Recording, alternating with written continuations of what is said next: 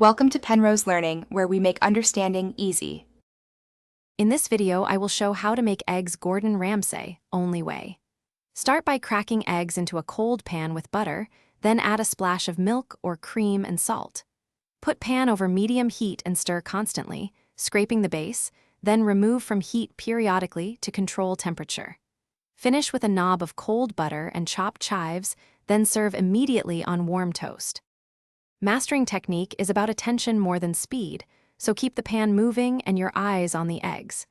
Use a wooden spoon and a rubber spatula to combine whites and yolks uniformly while scraping the base. Cycle the pan on and off heat to keep the eggs from reaching a hard set, aiming for soft, glossy curds. Season at the end and serve hot on buttered toast for best results. If you're enjoying this guide, please subscribe and like to support more cooking tips and recipes. Quick recommendation. Little Tree's black ice is my go-to for a fresh-smelling car after grocery runs and farmers market trips, and it pairs oddly well with egg breath humor.